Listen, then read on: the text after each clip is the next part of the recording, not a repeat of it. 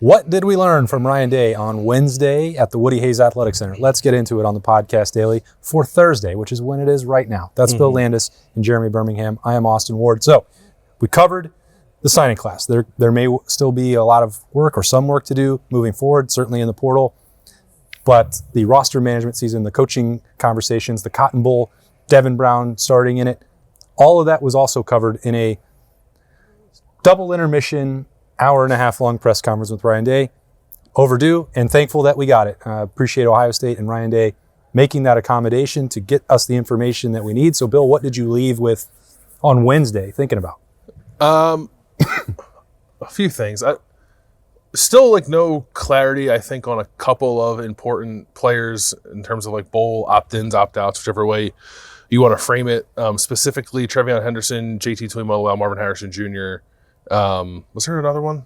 No. Is that it? Is those three? Yep. So Ryan Day kind of said he was going to leave it up to those guys to make those announcements, and was sort of vague when asked are they practicing? He's like, yeah, everyone's practicing. Which I said everyone's at practice. They keep using that word at practice. And he said, everyone's going to the game. Yeah. That's what I was thinking. I learned how incredibly important words are deft these guys are at adapting. Yeah. To be it's not a lie. To hear the question and immediately know how to say the answer in a way that's not a lie, but it's not the truth. Yeah. That is a skill that I think takes time. You have to be so specific. Not are they at practice? Are they participating in full pads? Because guess what? There's already evidence that that's not the case for Marvin Harrison Jr. Yeah. So which is not surprising. Right? I think the Trevion Henderson and JT Tuimoloau pieces of that are more interesting because those are not only Cotton Bowl specific, but I think 2024 potentially impactful for that too for Ohio State as it tries to figure out exactly what its roster is going to look like. And I don't know that I was expecting a ton of clarity there because I sort of agree with Ryan Day that maybe it's not his place to make those announcements for players, even if decisions have been made and we don't know for sure that they have been or that they haven't. But those are still two pretty big pieces that are lingering out there that we don't know about and probably won't know about, I guess, at this point until we go to Dallas in a couple of days. So they have put together a list of players that are available next week during offensive and defensive media day. And some of these guys are not on it, like JT and Trevion and Cade Stover. I'm told that they can be added. They have not. These players, Cade's, I think, is separated, is more of an injury issue. That's my read on the situation. But for JT and Trevion, until they got definitive word about their decision, they weren't going to include them on the media day list. Shouldn't read that means they're definitely not playing or aren't. Ohio State will add them once they are informed what those guys plan to do. So we have to, again, just like with Marvin, take them at their word. Mike Hall was the other one, Bill, but he wasn't, Ryan Day was not asked about that specifically. Those are the guys that are out there that we don't know. And I think we probably will get more clarity. The way that this worked for the Rose Bowl 2 years ago, that they got there, it's okay, well, there's no more pretending. You get to watch practice. We get to watch practice again. We're going to see who's participating. Then you have the media day opportunities and to talk to the key players. There will be a resolution for this soon. Yeah. And, I think for Devin Brown's sake, it's more important to know what Trevion Henderson is doing than for Trevion Henderson, maybe even, because the way that game goes for Devin Brown is going to be reliant in a lot of ways on who's in the backfield working with him as his primary weapon. So, those guys have decisions to make. We've all heard for weeks now that the likelihood, or there's a belief anyway, that JT and Trevion are returning, but it's now December the 20th, and I don't believe we've gotten any update from the NFL Draft Advisory Board, which I think is a little bit delayed or tardier than normal. So maybe that's playing a role in this, but those guys... It's the 21st, bro. The 21st of December? Sorry. My apologies. I've been stuck in a time loop. That's what the graphic says right down here. Can't you see it? I do see it now. Basically, that's important. Because Ohio State, as we talked about it at length in Snap Judgments on Wednesday, defensive line depth is going to be a problem, and it's going to catch up to you at some point. So JT's availability moving forward is a big flashing light in this program. What does this mean? Yeah, so that's really starting with something that we don't necessarily know.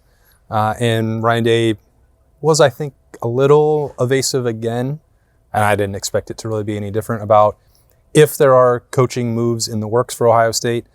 We have talked, we've circled all month long the three that are in consideration, or at least seem fairly obvious to be debated by Ohio State.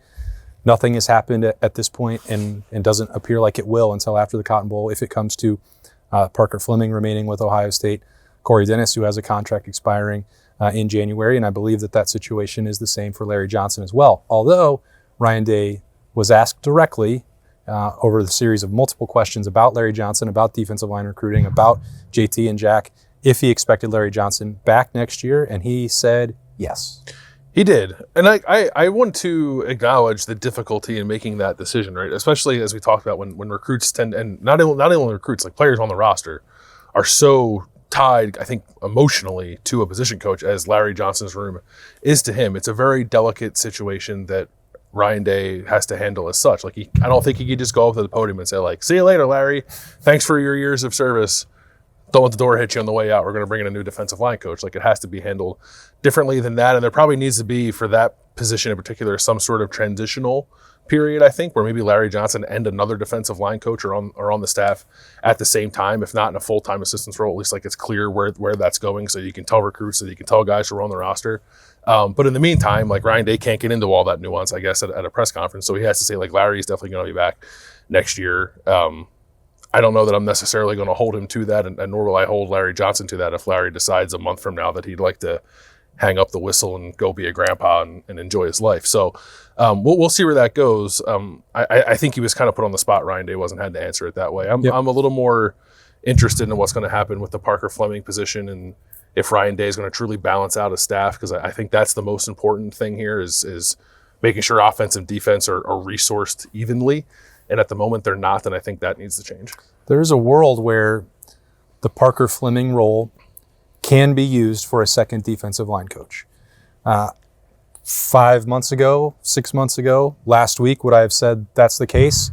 No, but I do think that there is an opportunity that James Laurinaitis could remain as a graduate assistant and stay at Ohio State. Now, there would have to be some other concessions made. Maybe that's financial. Maybe that's in terms of workload for him, not doing everything that a GA does. But given his loyalty to the program, maybe a long-term view on eventually that's going to happen for him no matter what. Ohio State certainly wants James Laurinaitis part of the program moving forward. The value is unquestioned in pretty much every single way.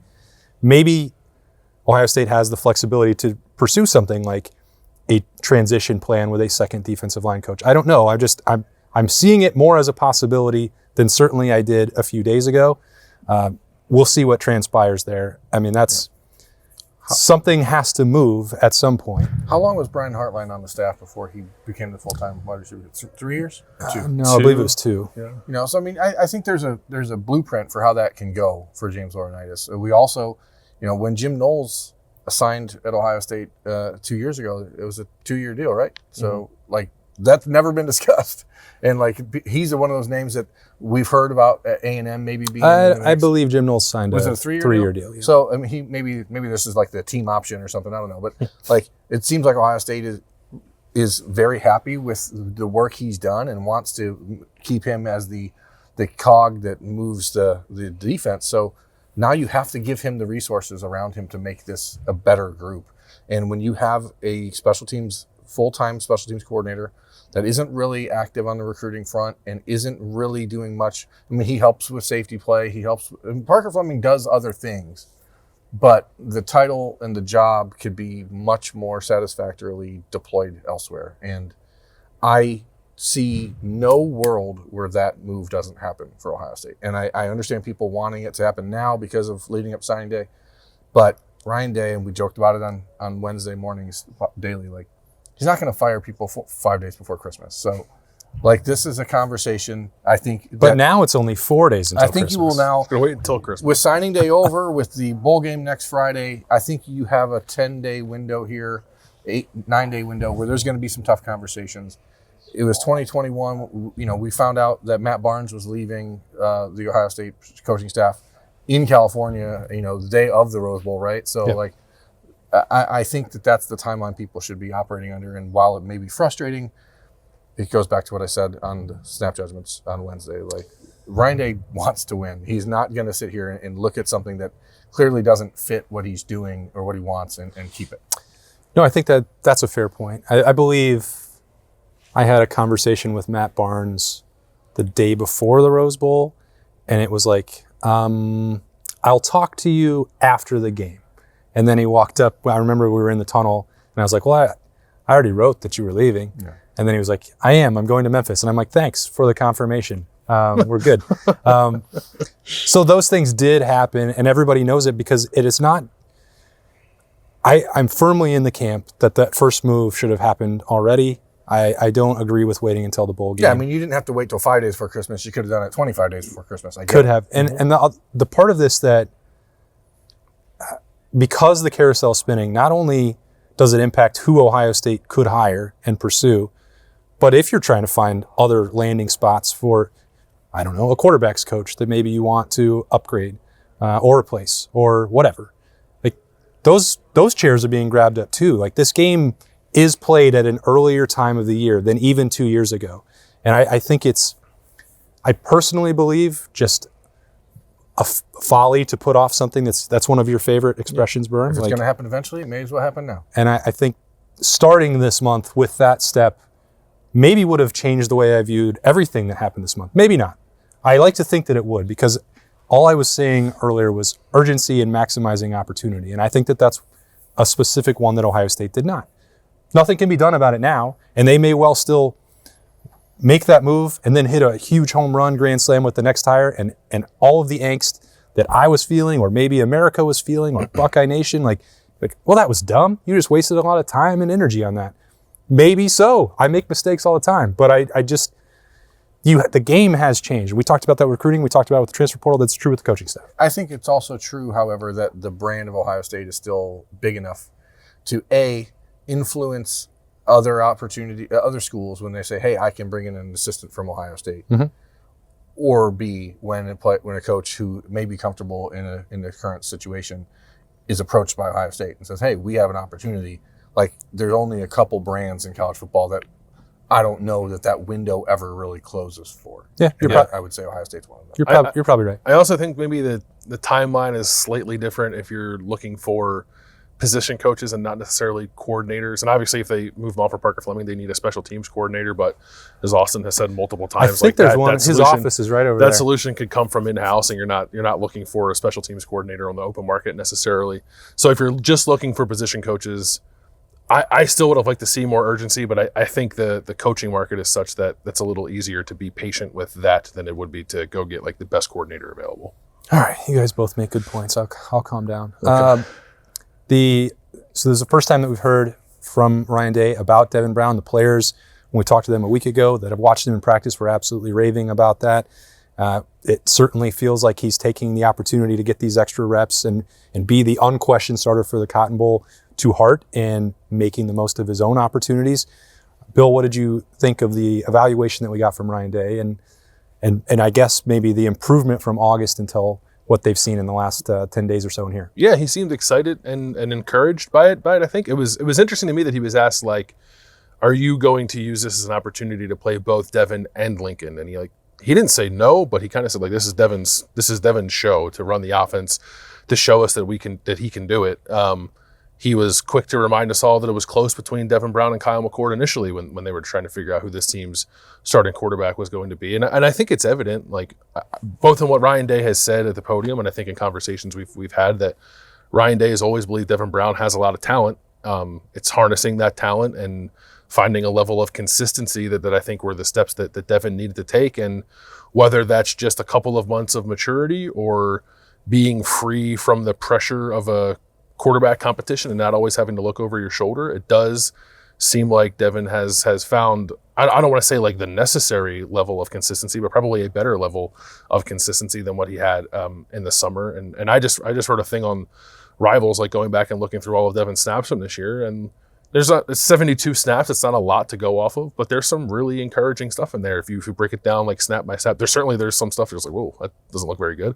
But there's enough good there that I think you can be excited about what this might look like for Devin Brown. And it seems like Ryan Day is approaching it with an open mind. And the fact that they have not gone out there and got a transfer portal quarterback to this point, and it frankly seems a little unlikely that they're going to now with a lot of the most interesting options off the board, that he is leaving the door open for Devin Brown to take this thing and run with it. And I think that's interesting. I talked to someone on Tuesday night about the growth in Devin Brown, and one of the key points that they brought up was that what you just said, like not having to worry about am I the starter or not, seems to have like freed him from a little bit of the mental I'm going to try too hard thing that sometimes competitors get into. So they've been encouraged by what they've seen, and they like the growth. And now the thing is, you see this growth in the last 2 weeks or the last 4 months, and that's what prevents you from like going after a Walker Howard, Will Howard, or someone like that who maybe like Devin Brown's ceiling might be the same as Will Howard eventually. So like the question is, can he get there next year where Will Howard is now? Like, so that's the calculus Ohio State's had to think about as they've gone through this. But it's clear that Devin Brown, whether it's being healthy, whether it's not having to worry about a competition, whether it's just knowing that he's got the confidence of the coaching staff, like that seems like to have done some real positive things for him. And for me, like as the recruiting guy, like I see the starting quarterback at Ohio State on Wednesday when Jeremiah Smith makes his announcement, immediately tweeting out zone 6 at that moment. Like that's something different to me. That's a kid who understands the moment and is trying to rally people around him. And that goes a long way in college football. Yeah, I think that part of the leadership equation, we've said that many times, that you cannot question the competitiveness or the way that he rallies around teammates. It's not the only way that you can play quarterback, though. So why did that not set him apart in August? Because the consistency that Bill was talking about there, because of things that we've mentioned before with physical development. And then maybe some of that was happening in October, and that was derailed by injury. Like, not every track is going to be the same. Yeah, and I think that's a key point. Like, it looked like the goal was to keep ramping up the usage of Devin Brown in the season when it seemed like it was obvious that Common Core was not taking the step up, and then Devin Brown gets hurt, and then it's like, oh crap, now this plan is derailed. It's certainly worth keeping all that in mind, and that plays into Ohio State's portal decisions at quarterback specifically. Is there any other position that you believe remains a priority? We asked Ryan Day. He did not give the public wish list. We're piecing some of that together based on the visits, defensive tackle and linebacker, safety. And then the numbers game that Ohio State, the floating target right now is they're 83, 84, so they needed those 14. We've made that point clear. Maybe the national narrative can adjust as well to recognize that Ohio State didn't have a culture problem because of the number of people that were in the portal, but that's neither here nor there. The amount of opportunities currently for them to add to the roster are still relatively limited, so they still have to remain targeted. It cannot just be aggressive firing a machine gun at everybody in the portal. Well, this week, because it's about signing day, like I do think that the loss of Jeremiah Smith and the potential for Demarion Witten to maybe evolve into a wide receiver as opposed to a tight end. Jeremiah McClellan, I'm sorry. Got me nervous. You got everybody out here. I get all the Jeremiahs. What happened? Jeremiah McClellan, his decision to sign with Oregon opens the door for Demarion Witten at wide receiver potentially. And I think Ohio State was going to be okay at tight end and decide not to go after a veteran tight end in the portal. And maybe this will change that a little bit because you still don't know exactly what G. Scott's doing with his future. He's going to play and obviously be sort of TE1 probably in the Cotton Bowl, but you don't know what that means long term for him. Bennett Christian, when he gets back from the suspended list, like, is he going to be able to step up and contribute? Like, I think you may need a tight end now when maybe you didn't think it before. Yeah, the tight end was one that like I had kind of circled in pencil depending on what happened. I think that linebacker clearly and defensive tackle and safety are more urgent at the moment. Of those three, probably linebacker. I don't know. They're not going out and like welcoming in every single linebacker that's available. I know they brought the kid from Cal in, and like Tackett Curtis is in the portal, and I don't know what they'll do there. But with Cody Simon back, like that other spot, I think is still like a little nebulous, only because like I don't know, is CJ Hicks going to play like rush end instead of linebacker? But you also don't know if Mitchell Melton's going to be a linebacker or Yeah. if Arvell Reese is. So, Or if Sonny Styles is. Sonny Styles, but that's Yeah. where the safety becomes an important Right. piece There's because moving parts, you don't know what Lathan Ransom's decision is. So if you lose Lathan Ransom, it makes it hard to move Sonny Styles. Mm-hmm. But if you get Lathan Ransom back and you bring in another safety from the portal, it makes it pretty easy to move Sonny Styles if that's where his heart ends up leading him. So, like, there's still the Buckeyes are in this weird purgatory, I think, roster-wise, where, like, we go back to the start of the show. You don't know if you need a defensive end in the portal because we don't know what JT Tuimoloau and Jack Sawyer are doing. So, like, When does the portal close? January 3rd. Yeah. But those guys can Tentatively, then the playoff teams have another extension. But those guys also have till January 15th. So you just induced Dallas Turner to come here then after Alabama's done. Of course. Yeah. Mission accomplished. There you go. No, it is. Caleb Downs, come on down. Downs, come home. It is tough. Like, and it's not because they're all the guys that Ohio State is waiting on are like guys they definitely want to come back and play for this team. It's not like there are not JT Tuimoloaus in the transfer portal. Yeah, right. And there's not a Tyleek Williams in the transfer. And there's portal. not guys that they're waiting for that they are like, please leave. Yeah. Like, you're not going to get better players in high school or in the portal than those guys for next year. So, like, it's a weird purgatory that I'm sure Ryan Day, like, you asked him on Wednesday about the calendar. Like, I want coaches to stand up and say, this calendar sucks and we need to change it. I understand his point is there's always unintended consequences, but it still sucks and you need to change it. Yeah. But I think they know that it opens up another can of worms. Like, they thought they were solving an issue that really didn't need to be fixed, letting kids sign early. And here you go, do it in December. And that changed everything for college football. And if they do that again and they do it in August, Yeah, but then they threw the portal on it. I know. I get it. I get it. I made that. The expanded playoff on it. And just keep I throwing. can't wait till next year. But it's that's the gonna be thing. awful. Like, You're they playing 3 probably games in December. But they probably wouldn't. Like, the way the NCAA adjusted last time, they added December. They never removed February, which would have, solved some of this. It would have at least narrowed the focus, and then there's none of the shenanigans afterwards. But if I assume the way that the NCAA operates is like, well, now we're going to have February, we're going to have December, and guess what? Now you can also sign on August 1st. Yeah. Great. Let's not do that, please. That's the August risk 1st, of a move. August 1st, February 1st. It's very simple. Well, It's very simple. so is not expanding to a 12-team playoff, but they botched August that too. 1st, February 1st. If your head coach leaves, you can be released. Other than that, you're stuck once you sign in August. You shall be released. That's it.